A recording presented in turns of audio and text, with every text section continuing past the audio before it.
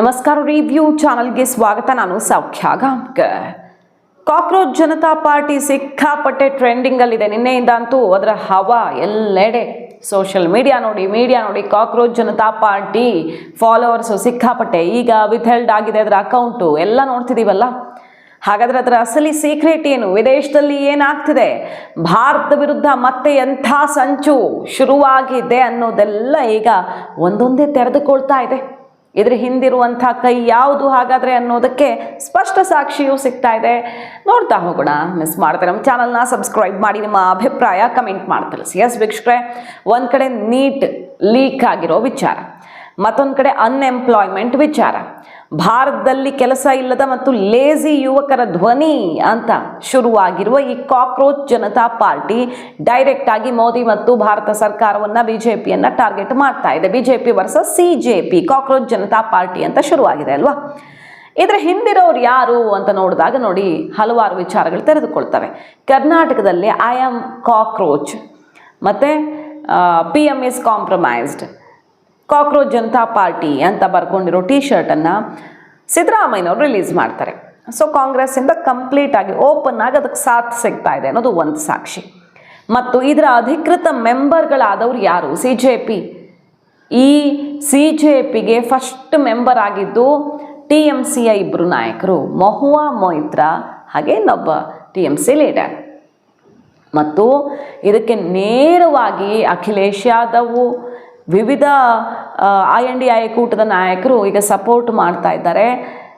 ಕಾಕ್ರೋಚಸ್ಗೆ ಜಯವಾಗಲಿ, CJP versus BJP ಇನ್ನು ಮುಂದೆ ಭಾರತದಲ್ಲಿ ಇದು ಯುವಕರಿಂದ ಯುವಕರಿಗಾಗಿ ಯುವಕರೇ ಮಾಡಿರುವ ಪಕ್ಷ ಅನ್ನೋ ರೀತಿಯಲ್ಲೆಲ್ಲ ಸಪೋರ್ಟ್ ಸಿಗ್ತಾ ಇದೆ.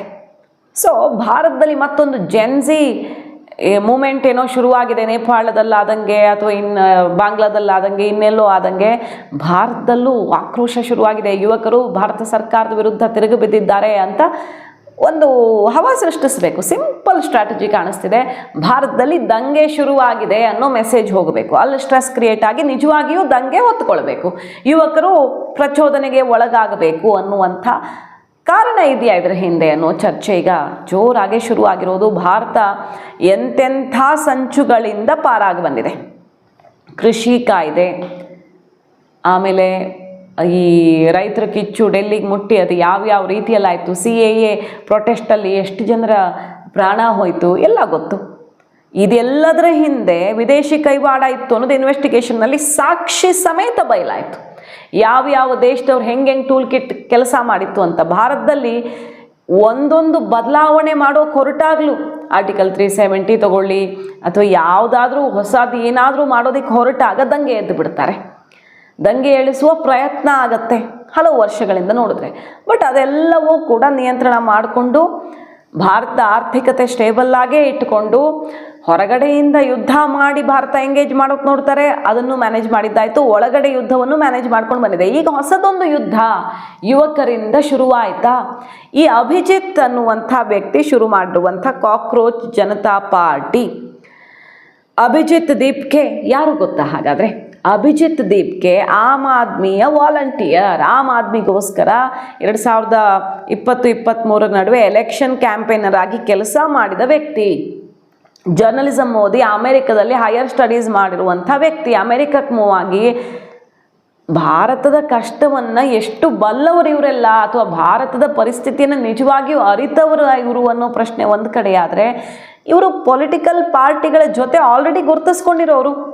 ಈಗ ಆಮ್ ಆದ್ಮಿ ಪಕ್ಷಕ್ಕೆ ದುಡಿದಂತಹ ಅಭಿಜಿತ್ ದೀಪ್ಗೆ ಭ್ರಷ್ಟಾಚಾರ ನಿರ್ಮೂಲನೆ ಮಾಡ್ತೀನಿ ಅಂತ ಬಂದಂಥ ಆಮ್ ಆದ್ಮಿ ಈಗ ಭ್ರಷ್ಟಾಚಾರದ ಕೂಪದಲ್ಲಿ ಹೆಂಗೆ ಸಿಕ್ಕಾಕ್ಕೊಂಡಿದೆ, ಏನೇನು ಆಗಿದೆ, ಆಮ್ ಆದ್ಮಿ ಯಾಕೆ ತಿರಸ್ಕರಿಸಲ್ಪಟ್ಟಿದೆ, ಇಷ್ಟು ಶಾರ್ಟ್ ಟೈಮಲ್ಲಿ ಜನ ಯಾಕೆ ಅದನ್ನು ಧಿಕ್ಕರಿಸಿದ್ರು ಅನ್ನೋದಕ್ಕೆ ಸಾಕ್ಷಿ ಸಮೇತ ಈಗ ಲಾಕ್ ಆಗಿರೋದು. ಆಮ್ ಆದ್ಮಿಯ ಹಲವರು ಭ್ರಷ್ಟಾಚಾರದ ಕೂಪದಲ್ಲಿ ಸಿಕ್ಕು ನರಳಾಡ್ತಿದ್ದಾರೆ. ಅದರಲ್ಲಿ ಸಹಿಸ್ಕೊಳ್ಳೋಕ್ಕಾಗದೆ ಹಲವರು ಪಕ್ಷ ಬಿಟ್ಟು ಹೊರ ಬಂದಿದ್ದಾರೆ. ಅದನ್ನು ನೋಡ್ತಾ ಇದ್ದೀವಿ. ಸೊ ಭ್ರಷ್ಟಾಚಾರದ ವಿರುದ್ಧ ಯುವಕರ ಎಂಪ್ಲಾಯ್ಮೆಂಟ್ ಪರವಾಗಿ ಬಂದಂಥವ್ರು ಆಲ್ರೆಡಿ ಒಂದು ಪೊಲಿಟಿಕಲ್ ಪಕ್ಷದ ಜೊತೆ ಗುರುತಿಸ್ಕೊಂಡವರು ಅನ್ನೋದು ಒಂದಾದರೆ, ಈ CJPಗೆ ಸಪೋರ್ಟ್ ಕೊಡ್ತಾ ಇರೋರು TMC ಮತ್ತು ಕಾಂಗ್ರೆಸ್ನವರು ದೊಡ್ಡ ಮಟ್ಟದಲ್ಲಿ SP ಸೇರಿದಂತೆ ಹಲವು ಪಕ್ಷಗಳು ನೇರ ಸಪೋರ್ಟ್ ಕೊಡ್ತಿರೋದನ್ನು ಗಮನಿಸಬಹುದು. ಈ CJP 3 ಅಕೌಂಟ್ಗಳನ್ನು ಫಾಲೋ ಮಾಡಿತ್ತು. ಅದರಲ್ಲಿ ಯೂಟ್ಯೂಬರ್ಸು, ಈ ರೀತಿ ಕೆಲವು ಸೋಷಿಯಲ್ ಮೀಡಿಯಾ ಇನ್ಫ್ಲೂಯೆನ್ಸರ್ಗಳೇ ಇದ್ದಾರೆ. ಅದರಲ್ಲಿ ಪೊಲಿಟಿಕಲ್ ಲಿಂಕ್ ಆಲ್ರೆಡಿ ಕಾಣಿಸ್ತಾ ಇದೆ, ಎಸ್ಟಾಬ್ಲಿಷ್ ಆಗಿದೆ. ಕಾಂಗ್ರೆಸ್ಸು ನೇರವಾಗಿ ಟಿ ಶರ್ಟನ್ನೇ ರಿಲೀಸ್ ಮಾಡುವ ಮೂಲಕ CJP ಬೆಂಬಲವನ್ನು ಕೊಡ್ತಾ ಇದೆ. ಹಾಗಾದರೆ ನರೇಂದ್ರ ಮೋದಿ ಅವರಿಗೆ ನಾರ್ವೆಯಲ್ಲಿ ಅವಮಾನ ಮಾಡೋಕೆ ನೋಡ್ದೆ, ಅದು ಯಾವ ರೀತಿ ಪ್ರೋಟೋಕಾಲ್ನೇ ಫಾಲೋ ಮಾಡಿದೆ. ಎದ್ದು ನಡ್ಕೊಂಡು ಹೋಗ್ತಿರೋರ್ಗು ಕ್ವಶನ್ ಕೇಳಿ ಆ ಲಿಂಗ್ ಅನ್ನುವಂಥ ಪತ್ರಕರ್ತೆ ತಾನು ಫೇಮಸ್ ಆಗೋಕ್ಕೋ ಅಥವಾ ಭಾರತಕ್ಕೆ ಕೆಟ್ಟ ಹೆಸರು ತರೋದಕ್ಕೋ ಪ್ರಯತ್ನ ಮಾಡ್ತಾರೆ. ಅಲ್ಲಿನ ಪ್ರೈಮ್ ಮಿನಿಸ್ಟರು ಉತ್ತರ ಕೊಟ್ಟಿಲ್ಲ ಅನ್ನೋದು ಆಕೆ ಪ್ರಶ್ನೆಗೆ ಅದು ಎಲ್ಲೂ ಸುದ್ದಿನೇ ಆಗಲ್ಲ. ನರೇಂದ್ರ ಮೋದಿ ಅವರು ಎದ್ದು ನಡ್ಕೊಂಡು ಹೋದ ಮೇಲೆ ಯಾರಾದರೂ ಪ್ರೈಮ್ ಮಿನಿಸ್ಟರ್ ಹಿಂದೆ ಬಂದು ಆನ್ಸರ್ ಮಾಡಿ ಹೋಗ್ತಾರಾ, ಅಥವಾ ಇಲ್ಲಿ ಕರ್ನಾಟಕದ ಪೊಲಿಟಿಷಿಯನ್ಸೇ ಎಲ್ಲದಕ್ಕೂ ಆನ್ಸರ್ ಮಾಡ್ತಾರಾ? ನಾನು ಹೇಳಿದ್ದು ಕೇಳಿಸ್ಕೊಳ್ರಿ ಅಂತಾರೆ. ಮುಗಿಸಿ ಎದ್ದು ಹೋಗ್ತಿರುವಂಥ ನರೇಂದ್ರ ಮೋದಿ ಅವರನ್ನು ನನ್ನ ಪ್ರಶ್ನೆಗೆ ಉತ್ತರ ಕೊಡ್ತೀರಾ ಅಂತ ಜೋರಾಗಿ ಕಿರಿಚಿ ಕೇಳುವ ಮೂಲಕ ಇಂಟರ್ನ್ಯಾಷನಲ್ ಲೆವೆಲಲ್ಲಿ ಸದ್ದು ಮಾಡೋಕ್ಕೆ ನೋಡಿದಂಥ ಈಕೆಯ ಉದ್ದೇಶ ಏನಿತ್ತು? ಚೀನಾದ ಪರವಾಗಿ ಆರ್ಟಿಕಲ್ ಬರೆಯುವಂಥ ಈಕೆ ಭಾರತ ಡಿಫೇಮ್ ಮಾಡೋಕ್ಕೆ ನೋಡ್ತಾಳೆ. ಭಾರತದ ವಿಚಾರದಲ್ಲಿ ಆಕೆಯ ನಿಲುವು ಇಲ್ಲಿ ಧರ್ಮಾಂಧತೆ ಇದೆ, ಪ್ರೆಸ್ ಫ್ರೀಡಮ್ ಇಲ್ಲ ಅನ್ನೋ ರೀತಿಯಲ್ಲಿ ಬಿಂಬಿಸೋಕೆ ಹೊರಟಂತಹ ಭಾರತ ವಿರೋಧಿ ಮನಸ್ಥಿತಿಗಳನ್ನು ವೈಭವೀಕರಿಸೋದಕ್ಕೆ ಇಲ್ಲಿನವರು ನೋಡ್ತಾರೆ. ರಾಹುಲ್ ಗಾಂಧಿ ಅವರು ಏನು ಹೇಳಿದ್ರು ಅನ್ನೋದು ಗೊತ್ತು. ಕೊನೆಗೆ ಶರದ್ ಪವಾರ್ ಸೇರಿದಂತೆ ಸೀನಿಯರ್ಸೇ ತಿರುಗಿಸ್ಕೊಟ್ರು ರಾಹುಲ್ ಗಾಂಧಿ ಅವರಿಗೆ. ನರೇಂದ್ರ ಮೋದಿ ಅವರು ದೇಶಕ್ಕೊಂದು ಒಳ್ಳೆ ಹೆಸರು ತಂದಿದ್ದಾರೆ ಇಂಟರ್ನ್ಯಾಷನಲ್ ಲೆವೆಲಲ್ಲಿ ಅನ್ನೋದನ್ನು ಮರಿಬಾರ್ದು. ಇಲ್ಲೆಲ್ಲ ಪಕ್ಷ ರಾಜಕೀಯ ಮಾಡೋಕ್ಕೆ ಹೋಗಬೇಡಿ ಅಂತ. ಸೊ ಇಲ್ಲಿಲ್ಲೇ ಜಟಾಪಟಿ ಆಗ್ತಿದೆ ಪ್ರತಿಪಕ್ಷಗಳ ಮಧ್ಯೆನೇ ಅನ್ನೋದನ್ನು ಗಮನಿಸ್ತಾ ಇದ್ದೀವಿ. ಸೊ ವಿದೇಶದಲ್ಲಿ ಟಾರ್ಗೆಟ್, ದೇಶದ ಒಳಗಡೆ ಟಾರ್ಗೆಟ್. ಈಗ ದೊಡ್ಡದೊಂದು ಜೆನ್ಜಿ ದಂಗೆಯ ಸ್ವರೂಪವನ್ನು ಈ ಕಾಕ್ರೋಚ್ ಜನತಾ ಪಾರ್ಟಿಯ ಮೂಲಕ ಮಾಡೋದಕ್ಕೆ ಪ್ರಯತ್ನ ಆಗ್ತಿದೆಯಾ ಅನ್ನೋ ವಿಷಯ. ಬೇರೆ ಬೇರೆ ರಾಷ್ಟ್ರಗಳನ್ನು ಯಾವ ರೀತಿ ಅಲ್ಲಾಡಿಸಿದ್ರೋ ಆ ರೀತಿ ಭಾರತ ಅಲ್ಲಾಡಿಸೋ ಪ್ರಯತ್ನ ಆಗಿಲ್ವಾ? ಅಲ್ಲೆಲ್ಲ ಒಂದೊಂದು ಎರಡೆರಡು ಪ್ರಯತ್ನಕ್ಕೆ ದಂಗೆಗಳಾಗಿವೆ. ಇಲ್ಲಿ 100 ಪ್ರಯತ್ನಗಳು ಟೂಲ್ ಕಿಟ್ಗಳಿಂದ ಆಗಿವೆ. ಬಟ್ ಭಾರತ ಈಗ ಯುದ್ಧವನ್ನು ಹೊರಗಡೆ ಬಾರ್ಡ್ರಲ್ಲಿ ಅಂತ ನೋಡ್ತಾನೆ ಇಲ್ಲ, ದೇಶದ ಒಳಗಡೆ ಅಂತಾನೆ ಎದುರಿಸ್ತಾ ಇರೋದು. ಅಜಿತ್ ದೋವಲ್ ಅವರು ಅದನ್ನು ಪದೇ ಪದೇ ಹೇಳ್ತಿರ್ತಾರೆ, ದೇಶದ ಒಳಗಡೆ ಈಗ ನಡೆಯೋದು ಯುದ್ಧ, ಹೊರಗಡೆ ಎಲ್ಲ ನಡೆಯೋದು ಹಳೆ ಕಾಲದ ಯುದ್ಧ ಅಂತ. ಭಾರತ ಅನ್ಸ್ಟಾಪಬಲ್, ಯಾರಿಂದನೂ ತಡೆಯೋದಕ್ಕಾಗ್ತಿಲ್ಲ. ಅದಕ್ಕೆ ಸಾಕ್ಷಿ ಇಲ್ಲಿ ಒಳಗಡೆದೆಲ್ಲ ರಿಪೋರ್ಟ್ಸ್ ಹೇಳ್ತಿಲ್ಲ, ಯಾಕಂದರೆ ನಂಬಿಕೆ ಇರಲ್ಲ ಒಳಗಡೆದು ಹೇಳಿದ್ರೆ. IMF ಅಮೆರಿಕದಲ್ಲೇ ಕೂತು ಕೆಲಸ ಮಾಡುವ, ಇಡೀ ಜಗತ್ತು ಎಲ್ಲಿನ ಸಾಲ ತಗೊಳುತ್ತಲ್ಲ, IMFವೇ ಹೇಳಿರೋದು ಭಾರತದ ಗ್ರೋತ್ ರೇಟು ಇಡೀ ಜಗತ್ತಿನ ಗ್ರೋತ್ ರೇಟ್ಗಿಂತ ಡಬಲ್ ಇದೆ ಈ ಸಂಕಷ್ಟದ ಪರಿಸ್ಥಿತಿಯಲ್ಲೂ ಅಂತ.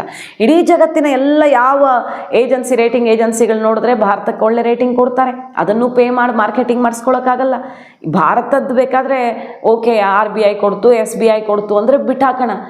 IMF ಕೊಟ್ಟ ರಿಪೋರ್ಟನ್ನು ನೋಡಿ, ಅದನ್ನಾದರೂ ನೋಡಿ ಭಾರತದ ಗ್ರೋತ್ ರೇಟನ್ನು ಅರ್ಥ ಮಾಡ್ಕೊಳ್ಬೋದು. ಇನ್ನು ಅನ್ಎಂಪ್ಲಾಯ್ಮೆಂಟ್ ವಿಚಾರಕ್ಕೆ ಬಂದರೆ, ಅನ್ಎಂಪ್ಲಾಯ್ಮೆಂಟು ಭಾರತದಲ್ಲಿ ಕಡಿಮೆ ಆಗಿದೆಯಾ ಜಾಸ್ತಿ ಆಗಿದೆಯಾ ಅನ್ನೋ ನಂಬರನ್ನು ನೀವು ನೋಡಬಹುದು. ಈಗ ಭಾರತದಲ್ಲಿ ಎಜುಕೇಷನಿಗೆ ತಕ್ಕಂಗೆ ಈಗ ಜಾಬ್ ಇದೆಯಾ ಇಲ್ವಾ ಅನ್ನೋ ಪ್ರಶ್ನೆಗೆ ಖಂಡಿತ ಇಲ್ಲ ಅಂತಾನೆ ಉತ್ತರ. ಎಜುಕೇಷನ್ಗೆ ತಕ್ಕಂತೆ ಜಾಬ್ ಸಿಗುತ್ತಾ? ಬಟ್ ಜಾಬ್ ಕ್ರಿಯೇಟರ್ಸಿಗ, ಜಾಬ್ ಸೀಕರ್ಸ್ಗಿಂತ ಅವರೇ ಕ್ರಿಯೇಟರ್ಸ್ ಆಗ್ತಿದ್ದಾರೆ. ಸ್ಟಾರ್ಟಪ್ಗಳು ಜಾಸ್ತಿ ಆಗಿವೆ. ಗಿಗ್ ವರ್ಕರ್ಸು ಎಷ್ಟು ಲಕ್ಷ ಜನ ಇದ್ದಾರೋ ಗೊತ್ತಿಲ್ಲ ಭಾರತದಲ್ಲಿ ಗಿಗ್ ವರ್ಕರ್ಸು.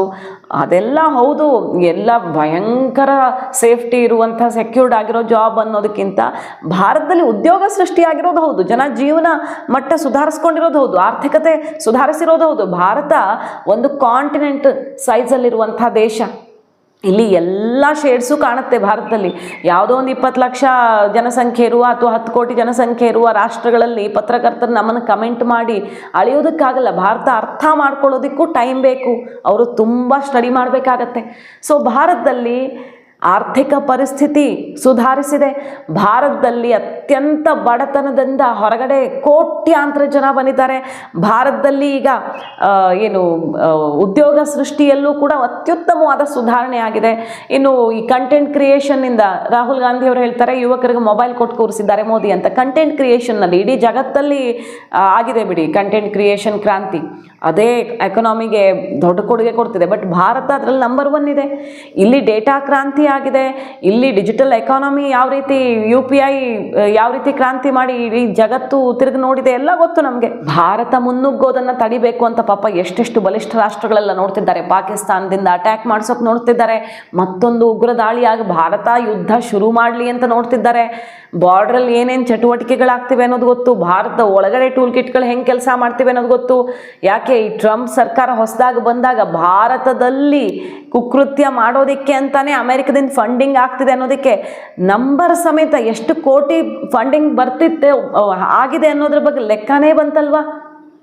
ಅದೆಲ್ಲವೂ ಕೂಡ ನಮಗೆ ಕಣ್ಣಿಗೆ ಕಟ್ಟದಂತಿದೆ.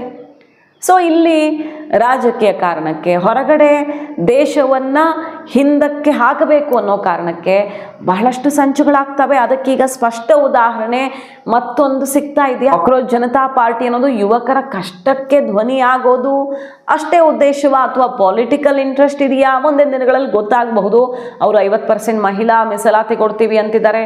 ಮತ್ತು ಈ ಜಡ್ಜ್ಗಳೆಲ್ಲ CJIಗಳೆಲ್ಲ ರಿಟೈರ್ಮೆಂಟ್ ಆದಮೇಲೆ ರಾಜ್ಯಸಭೆಗೆಲ್ಲ ಹೋಗದಂತೆ ಮಾಡೋದು, ಮತ್ತು ಎಲೆಕ್ಷನ್ ಕಮಿಷನ್ಗೆ ಇನ್ನಷ್ಟು ಬಲ ತುಂಬೋದು. ಸೊ ಯಾವ್ಯಾವ ಕಂಪ್ಲೇಂಟ್ಸ್ ಕಾಂಗ್ರೆಸ್ನಿಂದ ಇದೆ ಅಥವಾ TMC ಅಂತ ಪಕ್ಷಗಳಿಂದಿದೆ ಅದೇ ರೀತಿಯ ಪ್ರಣಾಳಿಕೆಯನ್ನು ಈಗ CJP ಮಾಡ್ಕೊಂಡಿದೆ. ಎಲೆಕ್ಷನ್ ಕಮಿಷನ್ ಬಗ್ಗೆ, ಮಹಿಳೆಯರ ರಿಸರ್ವೇಷನ್ ಬಗ್ಗೆ, ಮತ್ತು ಈ ಜಾಬ್ ಕ್ರಿಯೇಷನ್ ಬಗ್ಗೆ ಯಾವ್ಯಾವ ಕಂಪ್ಲೇಂಟ್ಸನ್ನು ಮಾಡ್ತಾರೋ ಅದೇ ಪ್ರಣಾಳಿಕೆಯೊಂದಿಗೆ ಬಂದಿರುವ CJP. ಅದೇನು ಪಕ್ಷ ಅಂದರೆ ಈಗ ಫಾರ್ಮಲಿ ಅದು ಪಕ್ಷ ಅಲ್ಲ, ಒಂದು ಪೊಲಿಟಿಕಲ್ ವಾಯ್ಸ್ ಥರ ಅಥವಾ ಸೋಷಿಯಲ್ ಮೀಡಿಯಾದಲ್ಲಿ ಅದರ ಹವಾ ಎದ್ದಿದೆ. ಈಗ ಒಂದು ಅಕೌಂಟ್ ಡಿಲೀಟ್ ಆದ್ರೇನು ಇನ್ನೊಂದು ಮಾಡ್ತೀವಿ, ಕಾಕ್ರೋಚಸ್ ಆರ್ ಬ್ಯಾಕ್ ಅಂತ ಮತ್ತೆ ಶುರು ಮಾಡಿದ್ದಾರೆ. ಮತ್ತೆ ಫಾಲೋ ಮಾಡಿ, ನಾವು ಮತ್ತೆ ಎದ್ದು ಬರ್ತೀವಿ, ನಮ್ಮನ್ನು ತಡೆಯೋಕ್ಕಾಗಲ್ಲ ಅಂತ. ಇಂಡಿಯನ್ ನ್ಯಾಷನಲ್ ಕಾಕ್ರೋಚಸ್ ಅಂತ ಅದಕ್ಕೆ ಕೌಂಟರ್ ಕೊಡೋಕೆ BJP ಅವರು ಕೂಡ ಅಖಾಡಕ್ಕೆ ಇಳಿದಿದ್ದಾರೆ. ಇದು ಇಂಡಿಯನ್ ನ್ಯಾಷನಲ್ ಕಾಕ್ರೋಚಸ್ ಕೆಲಸ ಅನ್ನೋ ರೀತಿಯಲ್ಲಿ ಕೌಂಟರ್ ಕೂಡ ಶುರುವಾಗಿದೆ ಸೋಷಿಯಲ್ ಮೀಡಿಯಾದಲ್ಲಿ ಗಮನಿಸ್ತಾ ಇದ್ದೀವಿ. ಸೊ ಇನ್ನೊಂದು ದಂಗೆ, ಯುವಕರು ದಂಗೆ ಹೇಳೋದ್ರಿಂದ ಭಾರತ ಹಾಗಾದ್ರೆ ಉದ್ಧಾರ ಆಗುತ್ತೆ ಅಂತ ದಂಗೆ ಎದ್ದು ಒಂದು ಬದಲಾವಣೆ ಆಗಿರೋದು. ಸಿಕ್ಕಾಪಟ್ಟೆ ಕರಪ್ಷನ್ನು, ಆ ಸ್ಕ್ಯಾಮು, ಆ ಗೇಟು, ಈ ಗೇಟು, ಕೋಲ್ಗೇಟು ಅಂದ್ಕೊಂಡು ಕಷ್ಟ ಆದಮೇಲೆ ಒಂದು ಬದಲಾವಣೆ ಬೇಕು ಅಂತ ಭಾರತದಲ್ಲಿ ನರೇಂದ್ರ ಮೋದಿ ಅವ್ರಿಗೆ ಸಪೋರ್ಟ್ ಸಿಕ್ತು, ಭರ್ಜರಿ ಸಪೋರ್ಟು. ಬ್ಯಾಕ್ ಟು ಬ್ಯಾಕ್ ಈ ಥರ ಎಲೆಕ್ಷನ್ಗಳನ್ನು ಗೆಲ್ಲೋದು ಸುಮ್ಮನೆ ಅಂತೂ ಆಗಲ್ಲ. ಇಡೀ ಜಗತ್ತು, ಜಾಗತಿಕ ಮೀಡಿಯಾಗಳು ಹುಬ್ಬೇರಿಸಿ ನೋಡ್ತಿವೆ ಭಾರತದಲ್ಲಿ ನರೇಂದ್ರ ಮೋದಿ ಅವ್ರಿಗಿರುವಂಥ ನೇಮು ಫೇಮು ಇಡೀ ಜಗತ್ತಲ್ಲಿ ಯಾವುದೇ ನಾಯಕನಿಗೂ, ಅದು ಕಂಟಿನ್ಯೂಸ್ ಆಗಿ 3ನೇ ಅವಧಿಗೆ ಈ ರೀತಿ ಆಡಳಿತ ವಿರೋಧಿ ಅಲೆ ಇಲ್ಲದೆ ಜನ ಬೆಂಬಲ ಸಿಗ್ತಿರೋದು ಜಗತ್ತಲ್ಲಿ ಯಾವ ನಾಯಕನಿಗೂ ಇಲ್ಲ ಅನ್ನೋದನ್ನು ಜಾಗತಿಕ ಮೀಡಿಯಾಗಳೇ ಬಣ್ಣಿಸ್ತಾ ಇವೆ. ಇದು ಸಾಧ್ಯವಾಗಿದ್ದು ಹೇಗೆ? ಅಭಿವೃದ್ಧಿ ಕಣ್ಣಿಗೆ ಕಾಣಿಸ್ತಿದೆಯಾ ಇಲ್ವಾ? ರಸ್ತೆಗಳು, ಇನ್ಫ್ರಾಸ್ಟ್ರಕ್ಚರು, ಏರ್ಪೋರ್ಟು, ಪೋರ್ಟು ಜಾಸ್ತಿ ಆಗಿದೆಯಾ ಇಲ್ವಾ? ಭಾರತ ಬರಿಗಣ್ಣಿಗೆ ನೋಡೋದಕ್ಕೆ ಸುಧಾರಿಸಿದೆ, ಜೀವನ ಮಟ್ಟ ಚೇಂಜ್ ಆಗಿದೆ ಅನ್ನೋದಕ್ಕೆ ಸಾಕ್ಷಿಗಳು ಸಿಗ್ತಿವೆಯಾ ಇಲ್ವಾ? ಇದನ್ನು ಅವಲೋಕನ ಮಾಡಿಕೊಂಡು ನಾವು ಹೋರಾಟ ಮಾಡಬೇಕು, ಪ್ರಶ್ನೆ ಮಾಡಬೇಕು. ಈಗ ನೀಟ್ ಎಕ್ಸಾಮ್ ಸಮಸ್ಯೆ ಆದರೆ ಮಕ್ಳಿಗೆ ಕಷ್ಟ ಆಗಲ್ವಾ? ಖಂಡಿತ ಆಗತ್ತೆ. ಆ ವಿಚಾರದಲ್ಲಿ ಹೋರಾಟ ಮಾಡಬೇಕಾ ಅಥವಾ ಸರ್ಕಾರದ ವಿರುದ್ಧವೇ ಹೋರಾಟ ಮಾಡಬೇಕಾ? ಇಷ್ಟು ದೊಡ್ಡ ದೇಶದಲ್ಲಿ ಸಮಸ್ಯೆಗಳಿಲ್ಲ ಅಂತ ಹೇಳಿದವ್ರು ಯಾರು? ಸಮಸ್ಯೆಗಳ ವಿರುದ್ಧ ಧ್ವನಿ ಎತ್ತಬೇಕಾ ಅಥವಾ ಸಮಸ್ಯೆ ಸರಿ ಮಾಡ್ತೀವಿ ಅನ್ನೋ ನಿಟ್ಟಿನಲ್ಲಿ ಕೆಲಸ ಮಾಡ್ತಿರುವ, ಬಹಳಷ್ಟು ಕೆಲಸಗಳನ್ನು ಮಾಡಿರೋ ಸಿಸ್ಟಮನ್ನು ಹಾಳು ಮಾಡಿ ನಾವು ಹೊಸದಾಗಿ ಇನ್ನೇನೋ ಮಾಡ್ತೀವಿ ಅಂತ ಹೇಳಬೇಕಾ? ಅದು ಈಗ ಇರುವಂಥ ಗೊಂದಲ ಬಹಳಷ್ಟು ಜನಕ್ಕೆ ಅಂತ ಅನಿಸುತ್ತೆ. ಮಾಹಿತಿ ಇಷ್ಟ ಆಗಿದ್ರೆ ಮಿಸ್ ಮಾಡಿದ್ರೆ ನಮ್ಮ ಚಾನಲ್ನ ಸಬ್ಸ್ಕ್ರೈಬ್ ಮಾಡಿ, ನಿಮ್ಮ ಅಭಿಪ್ರಾಯ ಕಮೆಂಟ್ ಮಾಡಿ ತಿಳಿಸಿ. Thank you.